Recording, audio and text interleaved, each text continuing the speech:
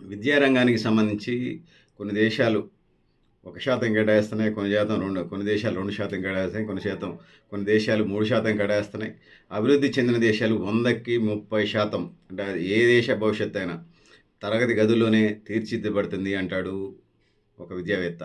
So, అందుకోసం 75 సంవత్సరాలు భారతదేశానికి సంబంధించి స్వాతంత్రం వచ్చినా కూడా విద్యా వైద్యానికి సంబంధించి అందరూ ఫ్రీగా ఇయ్యాలంటున్నారు. విద్యా వైద్యం అనేది ఎక్కువ ఖర్చుతో కూడుకున్నది. ఇక మిగతా కూడా ఇవ్వాలి. ఎందుకంటే కొన్ని చెప్తే చాలా గమ్మత్తుగా ఉంటాయి.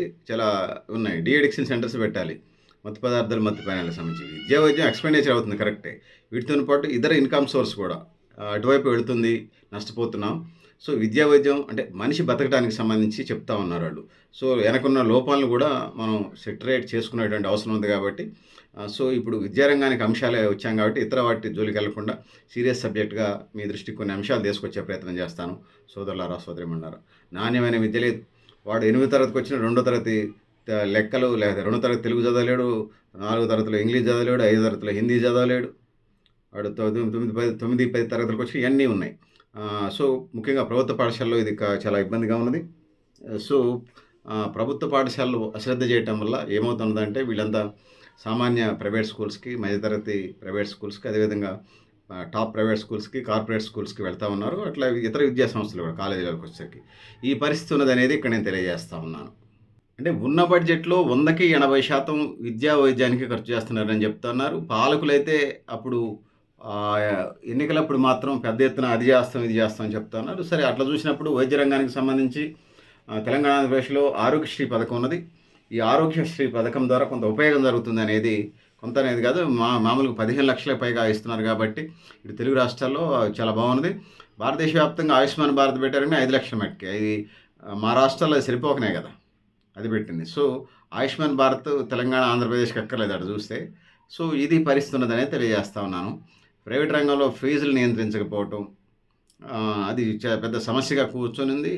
పొలిటికల్ పార్టీలు, వాళ్ళ అనుబంధ విద్యార్థి సంఘాలు, లేకపోతే కొన్ని ఇతర పాలక పార్టీలు, లేకపోతే వీళ్ళ వాళ్ళ సంఘాలు, వాళ్ళ వాళ్ళు చెప్పినోళ్ళు ఫ్రీ సీట్లు ఇస్తే ఫీజుల నియంత్రణ జోలికి వెళ్ళటం లేదు. ముఖ్యంగా ఇవన్నీ కూడా అధికార పార్టీకి సంబంధించినటువంటి లేకపోతే పవర్ పాలిటిక్స్ చేసేటువంటి వాళ్ళ ఎమ్మెల్యేలు, లేకపోతే ఎంపీలు, మంత్రులు, వాళ్ళకి సంబంధించినటువంటి వాళ్ళ బంధువులకు సంబంధించినటువంటి స్కూల్స్, కాలేజెస్, ఎడ్యుకేషన్ ఇన్స్టిట్యూట్స్ మనకి ప్రైవేట్ రంగంలో మనకు కనిపిస్తూ ఉన్నాయి, సినిమాల్లో కనిపించినట్టుగా.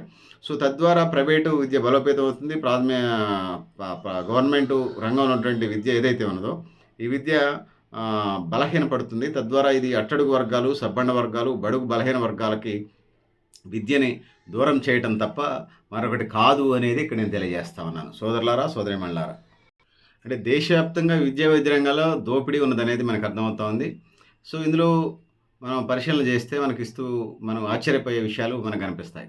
13,374 స్కూల్సు, 13,374 స్కూల్సు బిలో 50 మెంబర్స్ స్టూడెంట్స్తోనే కనబడతాయి. ఇందులో పిఎస్, యూపీఎస్, హెచ్ఎస్ అన్నీ కలిపి ఉన్నాయనేది ఇక్కడ నేను తెలియజేస్తా ఉన్నాను.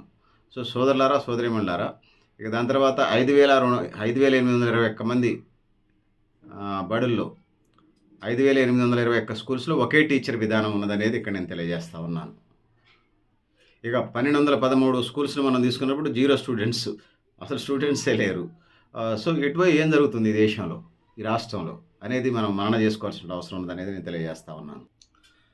సో, మనం తీసుకున్నప్పుడు ప్రభుత్వ రంగంలోని విద్య నిరాదరణకు గురవుతుందని చెప్పేసి స్వతంత్రం వచ్చినాడికి 16% మట్టుకే అక్షరాస్యత ఉన్నది. సరే, ఇప్పుడు 70-80% వెళ్ళాం. సో, అట్లని ప్రభుత్వ విద్యను నిర్లక్ష్యం చేయకూడదు కదా, ఈ పరిస్థితులన్నీ ఉన్నాయని తెలియజేస్తా ఉన్నాను. సో, ప్రభుత్వ విద్యా సంస్థల్ని బలోపేతం చేయాలంటే ఒక్క సమస్యతో ముడిపడలేదు, అనేక సమస్యల పరిష్కారం చేయాల్సి ఉంటుంది. ముఖ్యంగా అక్కడ సరిపడా teachers recruitment, non teaching staff recruitment చేయాలి. దాని తర్వాత ఎక్స్పర్ట్స్, ఇంగ్లీష్ ఎక్స్పర్ట్ ఉండాలి, మ్యాథ్స్ ఎక్స్పర్ట్స్ ఉండాలి, బయాలజికల్ సైన్స్ చెప్పాలి, ఫిజిక్స్, కెమిస్ట్రీ ఇవి చెప్పే టీచర్స్ స్పెషలిస్టులు ఉండాలి, హిందీ పండిట్ ఉండాలి, తెలుగు పండిట్ ఉండాలి, ఇంగ్లీష్ స్పెషలిస్టు ఉండాలి, సోషల్ స్టడీ చేసినటువంటి బీఈడి కలిగినటువంటి స్కూల్ అసిస్టెంట్ వీళ్ళు ఉండాలి. హై స్కూల్ అయితే, ప్రైమరీ స్కూల్ అంటే టీటీసీ లేకపోతే జనరల్ బీఈడి అయినా సరిపోతుంది. సో, సోదరులారా, సోదరీమణులారా, ఇవన్నీ రిక్రూట్మెంట్స్ ఉండాలి. ప్రతి 40 మందికి ఒక టీచర్ ఉండాలి, అంటే ప్రతి 40 మందికి ఒక టీచర్ తగ్గకుండా ఉండాలనేది. సో, అది ప్రైమరీ ఎడ్యుకేషన్ పనికొస్తుంది. హైయర్ ఎడ్యుకేషన్‌కి వచ్చేసినప్పుడు వివిధ సబ్జెక్ట్స్ చెప్పాలి కాబట్టి అది సాధ్యమయ్యే పరిస్థితి కాబట్టి హై స్కూల్‌కి మినిమమ్ 10 అబోవ్ హై స్కూల్‌కి టీచర్స్ ఉండాలనేది ఇక్కడ తెలియజేస్తా ఉన్నాను. సో దీనితోని పాటు టీచింగ్, నాన్ టీచింగ్ స్టాఫ్‌తోని పాటు తరగతి గదులు బావుండాలి. వానొస్తే వలవల, ఎండొస్తే ఇదిలాగా సన్నంగా కాకుండా, వర్షం వస్తే మళ్ళీ ఆ రోజు స్కూల్స్‌కి సెలవిచ్చేటువంటి లేని పాఠశాలలు వర్షం వచ్చినా గూడా అకాడమిక్ ఏదైతే ఉన్నదో అవి నడిచేలాగా, అవి కొనసాగేలాగా ఉండాలి. అంటే క్లాస్ రూమ్స్ బావుండాలి. ఇది ప్రాథమికంగా ఇది చెప్పుకుంటూ పోయిన తర్వాత, దాని తర్వాత మళ్ళీ ఇంకా ఏదైతే ఉన్నదో మౌలిక వసతులు ఉండాలి. ఇందులో ప్రధానంగా బ్లాక్ బోర్డ్ ఉండాలి, చాక్ పీస్ ఉండాలి. వీటితోని పాటు లైబ్రరీ ఉండాలి. ప్రయోగశాల ఉండాలి 10th హై స్కూల్ లెవెల్ అయితే. లైబ్రరీ అన్నిటికీ ఉండాలి. పిల్లలు పఠనాశక్తి పెరగడానికి ఆస్కారం ఉంటుంది. లైబ్రరీ అవర్స్ ఖచ్చితంగా పెట్టండి. ఒక రోజులో ఒక 1 అవర్ పిల్లలకు విజ్ఞానం పెరగటం వల్ల ప్రపంచం నలుమూలలా వెళ్ళి మన రాష్ట్ర, మన దేశ కీర్తి ప్రతిష్టలని ఇనుమడింపజేస్తారు. అందుకోసం ఒక పెద్దాయన అన్నట్టుగా చినిగిన చొక్కాయన కొనుక్కో, ఒక మంచి పుస్తకం కొనుక్కో అంటాడు. సో పెద్దవాళ్ళు మహానుభావులు అన్న మాటలు. సో అందుకోసం వీటితోని పాటుగా డ్రింకింగ్ వాటర్ ఫెసిలిటీ ఉండాలి. యూరినల్స్ ఉండాలి, వాష్‌రూమ్‌లు ఉండాలి, మరుగుదొడ్లు ఉండాలి. అది గర్ల్ చైల్డ్‌కి వేరే ఉండాలి, బాయ్ చైల్డ్‌కి వేరే ఉండాలి. డ్రింకింగ్ వాటర్ ఖచ్చితంగా తప్పనిసరిగా ఉండాలి. ప్రహరీ గోడ ఉండాలి, ఆట స్థలం ఉండాలి. ప్రతి స్కూల్‌కి పీఈటీ, ఫిజికల్ ఎడ్యుకేషన్ ట్రైనర్లు ఉండాలి. ఇంకా ఆర్ట్ అండ్ క్రాఫ్ట్ ఇట్లా ఉంటే ఇంకా మంచిదే. సో ఈ విధంగా ఉండాల్సినటువంటి స్కూల్స్, ప్రభుత్వ విద్యను ఎంత బలోపేతం చేయాల్సినటువంటి స్కూల్స్‌ని ప్రైవేట్ రంగానికి అప్పచెప్పేసి చేతులు దులుపుకుంటా ఉన్నారు. సో ఆదమరచి ఉంటే ప్రభుత్వ స్కూల్స్‌కి సంబంధించిన స్థలాన్ని కూడా కబ్జా చేసేటువంటి మహానుభావులు ఉన్నారు. కొన్ని చోట్లయితే ప్రభుత్వ స్కూల్స్ అగ్రిమెంట్స్ లేవని కూలగొట్టి అపార్ట్మెంట్లు స్టార్ట్ చేసినటువంటి సందర్భాలు ఉన్నాయనేది తెలియజేస్తా ఉన్నాను. సో సోదరులారా, సోదరీమణులారా, ఇది పరిస్థితులు అనేది ఇక్కడ నేను చెప్పదలుచుకున్నాను. సో అందుకోసం ఈ దేశానికి సంబంధించి వచ్చినప్పుడు, లేకపోతే ఈ రాష్ట్రానికి సంబంధించి ఎన్ని పరిస్థితులు ఉన్నాయనేది నేను ఇక్కడ తెలియజేస్తా ఉన్నాను. సో సోదరులారా, సోదరీమణులారా, సో పాఠశాల నిర్లక్ష్యానికి గురవుతున్నమాట వాస్తవం. అయితే తెలంగాణ రాష్ట్రాన్ని మనం తీసుకున్నప్పుడు, లేకపోతే ఇట్లా మనం లెక్కలు చెప్పాల్సి వస్తే ఒక రాష్ట్రాన్ని మనం యూనిట్గా తీసుకున్నప్పుడు మొత్తం 26,074 మంది, 26,074 మండల పరిషత్, జిల్లా పరిషత్ పాఠశాలలు ఉన్నాయి. 194 మోడల్ స్కూల్స్ ఉన్నాయి. అదేవిధంగా 475 కస్తూర్బా గాంధీ బాలికల విద్యాలయాలు ఉన్నాయి. 31 అర్బన్ రెసిడెన్షియల్ పాఠశాలలు ఉన్నాయి తెలంగాణ రాష్ట్రంలో. 51 సెంట్రల్ స్కూల్స్ ఉన్నాయి. 161 మదర్సాలు ఉన్నాయి. దాని తర్వాత 11,637 ప్రైవేట్ పాఠశాలలు ఉన్నాయి. 102 సంక్షేమ గురుకులాలు ఉన్నాయి. వీటన్నింటిని కలిపి 1 నుండి 10th దాకా దాదాపుగా 6,77,073 మంది విద్యార్థులు ఉంటే, ఇందులో ప్రభుత్వ బడుల్లో 3,93,368 మంది ప్రభుత్వ బడులు ఉన్నారు. ఇది 50.90% ఉంది. సో ఇక్కడ ప్రైవేట్ స్కూల్స్ని మనం తీసుకున్నప్పుడు 49.09% ఉంది. వీళ్ళు 29,83,705 మంది వీళ్ళు ఉన్నారు. సో మళ్ళీ చెప్తాను, ఈ స్కూల్స్కు సంబంధించి 50.90% ప్రభుత్వ బడుల్లో ఉన్నారు. వీళ్ళు 30,93,368 మంది ఉన్నారు ప్రభుత్వ బడుల్లో. ఇక ప్రైవేటు పాఠశాలల్లో 49.09% ఉన్నారు. వీళ్ళు 29,83,705 మందిగా ఉన్నారని తెలియజేస్తూ ఉన్నాను. సో తెలంగాణ రాష్ట్ర వ్యాప్తంగా మనం చూసుకున్నప్పుడు ఇట్లాంటి పరిస్థితులు ఉన్నాయి. సో ఎట్లా చూసుకున్నా సరిపడా టీచర్స్ లేరు అనేది మనకు అర్థమవుతుంది. 100 మంది 150 మంది స్టూడెంట్స్ ఉంటే పట్టుమని 60 మంది ఉపాధ్యాయులు ఉన్నటువంటి నేపథ్యాన్ని మనం చూస్తూ ఉన్నాం. సో ఆ రోజుల్లో విద్యార్థులు అంటే ఆయా గ్రామాల్లో గ్రామాలలోనే ఎక్కడో ఒక రూమ్ తీసుకొని ఒక గవర్నమెంట్ ఉపాధ్యాయులు ఉండేవాళ్ళు. ప్రజలకు సామాజిక నిర్మాణంలో వాళ్ళు బాధ్యులుగా ఉండేవాళ్ళు. అప్పుడు గురువులు ఉండేవాళ్ళు. ఇప్పుడు టీచర్స్ ఉంటున్నారు. వీళ్ళు 100 కిలోమీటర్లైనా అప్ అండ్ డౌన్, 150 కిలోమీటర్లైనా అప్ అండ్ డౌన్ చేస్తుంటారు. 250 కిలోమీటర్లు పోతారు, 150 కిలోమీటర్లు వస్తారు. వీళ్ళు అప్ అండ్ డౌన్ జర్నీ కలిసిపోతారు. మరి పిల్లలకి ఏం పాఠాలు చెప్తారో. సో ఈ పరిస్థితి ఉన్నది. సో అందుకోసం ఆ రోజుల్లో ఎథిక్స్ ఎక్కువ ఉన్నాయనేది ఈ రోజుల్లో ఆ స్థాయిలో లేవు. ఆ రోజుల్లో గురువులు ఉన్నారు, మార్గనిర్దేశం దిశ నిర్దేశం చేసే మార్గనిర్దేశం చేసే గురువులు ఉన్నారు. ఈరోజు ఉపాధ్యాయులు, టీచర్స్ మాత్రమే ఉన్నారు. పాఠాలు చెప్పి వచ్చేస్తారు. వాళ్ళ రిజల్ట్స్తో సంబంధం లేదు, వాడికి అక్షరాలు వచ్చినాయి రాలేదు అవసరం లేదు. ప్రాథమిక విద్యలో కనీసం వాడు చూసి అక్షరాలు రాస్తున్నారా, 10వ తరగతి పైన వాడు తెలుగు చూసి చదవడం రానివాడు, హిందీ చూసి చదవడం రానివాడు, ఇంగ్లీష్ చూసి చదవడం రానివాడు, మినిమం A+B² సూత్రం తెలియనటువంటి వీళ్ళు అందరూ ఉన్నారనేది ఇక్కడ నేను తెలియజేస్తా ఉన్నాను. సో సోదరులారా, సోదరీమణులారా, ఈ ఎడ్యుకేషన్ సిస్టంలో లోపాలు ఉన్నాయి ప్రభుత్వ విద్యా రంగానికి సంబంధించి. వీటన్నిటిని చేతులు దులుపుకొని ప్రైవేట్ స్కూల్స్కి అప్పచెప్పే పరిస్థితిని మనం చూస్తూ ఉన్నాం. ఇక 10వ తరగతికి సంబంధించినటువంటి హెడ్ మాస్టర్లు ఏదైతే ఉన్నారో, ఇంటర్మీడియట్ ప్రైవేట్ కాలేజీల్లో వీళ్ళ యొక్క ఫోన్ నెంబర్లు, పేరెంట్స్ ఫోన్ నెంబర్లు గ్యాదర్ చేసి వాళ్ళకి ఇచ్చేస్తున్నారు. ఇది ఒక బిజినెస్ ప్రభుత్వ పాఠశాలలో చేస్తూ. సో ప్రైవేట్ స్కూల్స్లో వర్కింగ్ డేస్ ఎక్కువ ఉంటాయి. 365 రోజుల్లో సుమారుగా 280 దాకా ఉంటాయి. 300 వర్కింగ్ డేస్ కూడా ఉంటాయి. కానీ ఆ మిగిలినటువంటి 360 రోజుల్లో ఉన్నటువంటి 2 months 60 డేస్ ఏదైతే ఉన్నదో పెండింగ్ 300 రోజులు, అంటే ఆ 60 రోజులు కూడా సుమారుగా వాళ్ళు క్యాంపెయిన్కి ప్రైవేట్ స్కూల్స్లో చేరమని చెప్పేసి క్యాంపెయిన్ చేపిస్తారు. ఆ విధంగా 365 రోజులు కూడా టీచర్స్ పెద్ద ఎత్తున ఆ విధంగా ఉన్నారు అనేది మనం చెప్పుకోక తప్పదు. వాళ్ళు ప్రత్యేకంగా ఎడ్యుకేషన్ కోసమే అంకితమై పనిచేస్తున్నారు ప్రైవేటు స్కూల్స్ ఉపాధ్యాయులని చెప్పొచ్చు. ఇక ప్రభుత్వ స్కూల్స్కు సంబంధించి వచ్చినప్పుడు ఒకవైపు మధ్యకాలంలో కొంతమంది నిఘా విభాగం అధికారులు కూడా వీళ్ళు ఏమేం చేస్తున్నారు, ప్రభుత్వ పాఠశాలలో లక్షల రూపాయల జీతాలు వస్తున్నాయి, 365 రోజుల్లో బట్టుమని 270 రోజులు కూడా పోవట్లేదు, 200 రోజులు కూడా పోయినటువంటి ఉపాధ్యాయులు అసలు ఏం చేస్తున్నారని దానిటువంటి నిఘా విభాగం అధికారులు మనం తీసుకున్నప్పుడు వీళ్ళందరూ కూడా ఎక్కడున్నారు? సో రియల్ ఎస్టేట్ వ్యాపారులు, గిరిగిర్లు, చిట్టీలు, ఇతర వ్యవసాయ వ్యాపకాలతోని ఆ విధంగా ఉపాధ్యాయ రంగం విద్యార్థులకు శాలరీ ప్రైవేట్ స్కూల్ టీచర్స్ 10,000 నుంచి 20,000 ఉంటే మ్యాక్సిమం ఎక్కువ. గవర్నమెంట్ స్కూల్స్కి సంబంధించి మెరిట్ ఉంటుంది, టాలెంట్ ఉన్న వాళ్ళకే వస్తుంది, దాన్ని నేను కాదనట్లేదులే. కానీ వీళ్ళు ఓడ దాటిన దాకా ఓడమల్లాయి, ఓడ దాటిన తర్వాత బోడి మల్లాయి చందంగా ఉద్యోగం వచ్చిన దాకా నిరుద్యోగులం అని భేదగీతాలు, బేదరిపులు అరుస్తారు. వచ్చిన తర్వాత మాత్రం వాళ్ళని పట్టించుకునే వాళ్ళు లేరు. సో అందుకోసం పాలక ప్రభుత్వాలు కూడా ఇట్లాంటి సిస్టమ్కి ఇదిగా కొన్ని పార్టీలు వ్యతిరేకంగా ఉన్నాయి.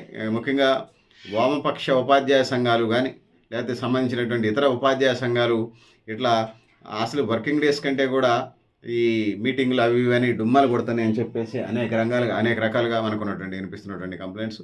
ఇదే ప్రైవేట్ స్కూల్స్లో అట్లా అన్ని డుమ్మాలు కొడుతూ ఊకుంటారా? సో మేము మనుషులం కాదా, మాకు భావోద్వేగాలు ఉండవా, మాకు పనులు ఉండవు అని చెప్తుంటారు. పనులు ఉన్నప్పుడు సెలవు పెట్టుకోండి. ప్రభుత్వ సొమ్ముని అటెండెన్స్ వేసుకోవటం. కొన్ని స్కూల్స్లో హెడ్ మాస్టర్కి ఎంతో ఇస్తారట. అంతా ఇస్తే వీడు వారం రోజులు పోకపోయినా 8వ రోజు పోయి అన్నిటి సంతకాలు చేసేస్తారు. తంబు పెట్టండి, తంబుకు సంబంధించినటువంటి అటెండెన్స్ పెట్టండి. ఆ విధంగా విద్యకి ఉపయోగం జరుగుతుంది. సో విద్య కార్పొరేటీకరణ, వ్యాపారీకరణ, ప్రైవేటీకరణ, ఇంకా కులాలు మతాలు చేర్చేసి ప్రజల యొక్క జీవన విధానం దెబ్బతీస్తా, ప్రజల యొక్క అంటే ముఖ్యంగా విద్యార్థుల యొక్క భవిష్యత్తు అని పక్కదారి పట్టించే పరిస్థితి అయితే ఉన్నది. ఓవరాల్గా శాస్త్రీయ దృక్పథాన్ని పెంపొందిస్తూ నిజమైనటువంటి అన్ని వర్గాల ప్రజలకు సంబంధించి, ముఖ్యంగా కొన్ని వర్గాలకు సంబంధించి మాత్రమే ఇక్కడ ఎడ్యుకేషన్ బుక్స్లో చేర్పించడం జరిగింది. ముఖ్యంగా మనం బాలమిత్ర చందమామ కొన్ని కథలు మనం తీసుకున్నప్పుడు అనగనగా ఒక పూజారు, అనగనగా ఒక అయ్యగారు వీళ్ళు ఉంటారు. దాంతోనే ఈ చందమామ కథలన్నీ స్టార్ట్ అయితే మరి అక్కడ ఊర్లలో సబ్బణ వర్గాలు లేరా, బీసీ, ఎస్సీ, ఎస్టీ మైనార్టీలు కొన్ని బుక్స్ అలా ఉన్నాయి. సో అందుకోసం పుస్తకాలు ఎడ్యుకేషన్కి సంబంధించి వచ్చినప్పుడు బిలో 10th అన్ని వర్గాలకు సంబంధించినటువంటి ఇన్ఫర్మేషను ఈ విద్యా విధానంలో రావాల్సినటువంటి అవసరం ఉన్నది. నూతన విద్యా విధానం ఇంకొకటి అని చెప్పేసి ఏం పెట్టినా కూడా ముఖ్యంగా విద్యార్థులందరికీ ఉపయోగపడే విధంగా ఉండాలనేది ఇక్కడ నేను తెలియజేస్తున్నాను సోదరులారా, సోదరీమణులారా. సో ఇప్పటికీ తెలంగాణ రాష్ట్ర వ్యాప్తంగా సరిపడా 33 జిల్లాలకు డిఈఓ లేరు. సంబంధించిన 33 జిల్లాలు ఉన్నటువంటి మండలాల్లో సరిపడా ఎంఈఓ లేరు. ఇక కాంప్లెక్స్లు అంటారు 5-6 పాఠశాలలకు సంబంధించి వాళ్ళకి సంబంధించి పర్యవేక్షణ అధికారులు లేరు. చాలా స్కూల్స్ హెడ్ మాస్టర్లు ఉన్నారని చెప్పలేం. ఉన్నా కూడా మొక్కుబడిగా ఉంటారు. వాళ్ళకి గ్రామంలో ఉన్నటువంటి పేరెంట్స్ కమిటీలతోని వాళ్ళ సంబంధం ఉండదు. ఈ విధంగా ఉన్నదనేది నేను తెలియజేస్తున్నాను. విద్యకు సంబంధించి బడ్జెట్ అలాట్మెంట్స్ బాగా జరగాల్సిన అవసరం ఉన్నది. తెలంగాణ రాష్ట్రానికి సంబంధించి విద్యారంగంలో బడ్జెట్ 6.24 కేటాయిస్తున్నారు. అభివృద్ధి చెందిన దేశాల్లో 30% ఉందనేది నేను తెలియజేస్తా ఉన్నాను. సో అంటే మీరు అర్థం చేసుకోండి, కొన్ని దేశాలు విద్యారంగం అభివృద్ధి చెందితే ఉపాధి మార్గాలు ప్రపంచవ్యాప్తంగా ఏర్పడతాయి. ఇందులో నాణ్యమైనటువంటి ఇంగ్లీష్ విద్య, ఉన్నత విద్య, అన్ని రకాల విభాగాల్లో విద్య సాధించడం వల్ల విద్యార్థులు ప్రయోజకులు అవుతారు. తద్వారా వాళ్ళు యువతగా మారినప్పుడు ఉపాధి మార్గాల వైపు వెళ్తారు. ఆ విధంగా అభివృద్ధి చెందుతారనేది తెలియజేస్తున్నాను సోదరులారా, సోదరీమణులారా. సో తెలంగాణ బడ్జెట్ 7.75% అత్యధికంగా మనకి కనపడతా ఉంది. సో ఢిల్లీలో ఎడ్యుకేషన్కి బడ్జెట్ 21.1%, కర్ణాటకలో 11%, ఆంధ్రప్రదేశ్ 12.6%, కేరళ 14% బడ్జెట్ కేటాయించింది, తమిళనాడు 14.1% విద్యారంగం అభివృద్ధి కోసం బడ్జెట్ కేటాయించిందని తెలియజేస్తున్నాను. ఇది రాష్ట్ర వ్యాప్తంగా దేశవ్యాప్తంగా వివిధ రాష్ట్రాలు కేటాయిస్తున్న బడ్జెట్ ఇంక మిగతా రాష్ట్రాలకు సంబంధించి ఇక టాప్ 5 మనం చెప్పినట్టుగా ఉన్న మిగతా రాష్ట్రాలకు సంబంధించి చాలా ప్రత్యేకంగా చాలా తక్కువ బడ్జెట్‌లో అలాట్‌మెంట్ జరుగుతున్నాయని తెలియజేస్తా ఉన్నాను. సో, అందుకోసం మౌలిక సదుపాయాల కల్పన, ఉపాధ్యాయ శిక్షణ, అదేవిధంగా ప్రైవేట్ బడిలో ప్రభుత్వ పుస్తకాలు వాడేలా చర్యలు తీసుకుంటున్న సిలబస్ అనేది ప్రధానంగా ఉంచడం, ఫీజుల మీద నియంత్రణ అనేది ప్రధానమైంది. ముఖ్యంగా ఆహ్, ప్రభుత్వ పాఠశాలలు మూతపడకుండా ఉండటం వల్ల ఆ విధంగా ముందుకు పోవడానికి ఆస్కారం ఉంటదనేది నేను ఇక్కడ తెలియజేస్తా ఉన్నాను. సో, సోదరులారా, సోదరీమణులారా, ఆ విధంగా ముందుకెళ్లాల్సిన అవసరం ఉన్నది. సో, అందుకోసం ప్రభుత్వ విద్యని బలోపేతం చేయడం ద్వారా మాత్రమే ఈ దేశం అభివృద్ధి జరుగుతుందని భావిస్తాను. ముఖ్యంగా చాలామంది పిల్లల్ని బడులను మూసేయటం వల్ల వాళ్ళు ఎడ్యుకేషన్ నేర్చుకోకుండా ఎటువైపు పోతారో మనం చూసుకోవాల్సిన అవసరం ఉందనేది నేను తెలియజేస్తా ఉన్నాను. సో, అందుకోసమే ప్రభుత్వ విద్యని నిర్వీర్యం చేయకుండా ప్రభుత్వ విద్యను బలోపేతం చేయాలి. స్వాతంత్రం వచ్చిన నెహ్రూ కాలం తప్పితే తర్వాత నుంచి స్టార్ట్ అయింది ప్రైవేట్ రంగం. సో, వాళ్ళ ప్రభుత్వంలో ఉన్నటువంటి సంబంధించిన ప్రజాప్రతినిధులు, వాళ్ళ బినామీలు, వాళ్ళ బంధువులు, వాళ్ళ ఫ్రెండ్సో విద్యారంగాన్ని ప్రైవేట్ రంగంలో నడుపుతూ అసలు ప్రభుత్వ స్కూల్స్ నిర్వీర్యం చేయడంలో ప్రైవేటు విద్యారంగం పాత్ర ఉన్నది. ఎందుకంటే ఆడ సరిగ్గా చెప్పరు, అది రావు ఇది రావు అని చెప్పేసి అది మోటివేషన్ చేసి తీసుకుపోతున్నారు. సో, ప్రభుత్వ రంగంలో కానీ ప్రైవేట్ రంగంలో మాతృభాషను గౌరవిస్తూనే ఎవరు దేశవ్యాప్తంగా ఆయా రాష్ట్రాల మాతృభాషల విద్యాబోధన జరుగుతూనే ఇంగ్లీష్ విద్యను కూడా ఇంగ్లీష్ మీడియం కంపల్సరీ చేసి ఆ విధంగా అంతర్జాతీయ ప్రమాణాలకు ధీటుగా సిలబస్ని రూపొందించి విద్యార్థులు వాళ్ళ ఐక్యూ లెవెల్స్ ప్రకారం వాళ్ళ నాలెడ్జ్ ప్రకారం సిలబస్ని పెట్టి ఆ విధంగా అంతర్జాతీయ స్థాయిలో అసలు మండలానికి ఒక అంతర్జాతీయ ఇంటర్నేషనల్ స్కూల్ని పెట్టాలన్న నేపథ్యంలో ఆ విధంగా ముందుకెళ్లాల్సిన అవసరం ఉందని తెలియజేస్తున్నాను. ఆ విధంగా ముందుకు పోవాలని చెప్తూ నేను గరిడేపల్లి సత్యనారాయణ, మీరు కూడా మీ అభిప్రాయాలు విద్యారంగానికి సంబంధించి అనేక అంశాలు మాట్లాడుతూ వస్తున్నాం. ఇంకా చాలామంది ఎక్స్పర్ట్స్తో కూడా చెప్పించాం. భవిష్యత్తులో కూడా మరిన్ని అంశాలు మీ దృష్టికి తీసుకొచ్చే ప్రయత్నం ఓవరాల్గా ప్రభుత్వ విద్యని బలహీనపరిచి చేతులు దులుపుకోవటం, ప్రైవేట్ రంగానికి అప్పచెప్పే కథ అయితే మనకి కనపడతా ఉంది. సో, దీనివల్ల సబ్బండ వర్గాల ప్రజలు, పేద పిల్లలు, బీసీ, ఎస్సీ, ఎస్టీ మైనారిటీలతో పాటుగా అటు ఓసీలు ఉంటూ పేద పిల్లలు కూడా విద్యకు దూరం అవుతారు. ఇది ఈ దేశానికి, ఈ రాష్ట్రానికి ఏమంత మంచిది కాదని భావిస్తూ ఉన్నాం. సో, అందుకోసం ప్రభుత్వం కానీ అటు పాలక వర్గాలు ప్రభుత్వ విద్యను బలోపేతం చేయటం వల్ల ఎంతో మేలు జరుగుతుంది అనేది ఇక్కడ నేను తెలియజేస్తా ఉన్నాను. సో, ఆ విధంగా ముందుకు పోవాల్సినటువంటి అవసరం ఉందనేది నేను తెలియజేస్తున్నాను. సో, సోదరులారా, సోదరీమణులారా, మీరు కూడా మీ అభిప్రాయాన్ని కామెంట్ బాక్స్లో రాయని నేను తెలియజేస్తా ఉన్నాను. సో, ఆ విధంగా ప్రభుత్వ విద్య బలోపేతానికి సంబంధించి అంటే అభివృద్ధి చెందిన దేశాలను సపోజ్ మనం అమెరికా లాంటి దేశాలను మనం తీసుకున్నప్పుడు ప్రభుత్వ విద్య 100కి 99% ప్రభుత్వ రంగంలోనే విద్య ఉంటుంది.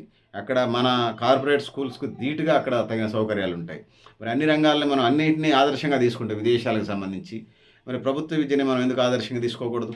ఈ దేశంలో అందరూ పిల్లలు కూడా, పేద పిల్లలు కూడా మరి ఇంగ్లీష్ మీడియం చదువుకొని వాళ్ళు ఈ దేశంలో ఉన్నత విద్యావంతులుగా ఎదిగి ఉన్నతమైనటువంటి ఉద్యోగాలని, ఉపాధి మార్గాలను ఎందుకు ఎత్తుక్కోకూడదు అనేది ఇక్కడ నేను తెలియజేస్తున్నాను. ప్రభుత్వం, పాలకులు ఆ వైపుగా ఆలోచన చేసినప్పుడు మాత్రమే ఈ దేశం సంపూర్ణ అభివృద్ధి సాధించడానికి ఆస్కారం ఉంటుంది. ఆ విధంగా మనం ముందుకు పోవాల్సినటువంటి అవసరం ఉన్నదనేది ఇక్కడ నేను తెలియజేస్తున్నాను. సో, సోదరులారా, సోదరీమణులారా, ఆ వైపుగా ఈ దేశం ముందుకు ముందుకు పోవాలని కోరుకుంటున్నాం. సో, ఇందులో నెహ్రూ కేంద్రాల పాత్ర కొంత మాత్రంగా ఉన్నది. అదేవిధంగా ఎన్జిఓస్, నాన్ గవర్నమెంటల్ ఆర్గనైజేషన్స్ ఏదైతే ఉన్నాయో దేశవ్యాప్తంగా, ప్రపంచవ్యాప్తంగా పనిచేస్తున్నాయి. ఈ గ్యాప్ని భర్తీ చేసేటువంటి కర్తవ్యాన్ని భుజాన ఎత్తుకొని అట్లా సైకిల్ మీద భూగోళాన్ని మోస్తున్నటువంటి బొమ్మ మనకి గుర్తు కనిపిస్తూ ఉంటుంది. అట్లా సైకిల్ చూసినప్పుడు, గ్రామీణ ప్రాంతాల అట్లా సైకిల్ మనం చూసినప్పుడు ఒక బొమ్మ భూగోళాన్ని మోస్తున్నట్టుగా ఉంటుంది. సో, అందుకోసం సోదరులారా, సోదరీమణులారా, ఆ విధంగా ఎన్జిఓలు భుజాన ఎత్తుకొని మోస్తా ఉన్నాయి. ప్రభుత్వ రంగాన్ని మిస్ అయినటువంటి పథకాలు ప్రభుత్వానికి, ఇటు ప్రజలకి వారధిగా పనిచేస్తున్నటువంటి ఎన్జిఓలు ఇందులో క్రియాశీలమైనటువంటి పాత్ర పోషించాలని చెప్పేసి భావిస్తూ ఉన్నాం.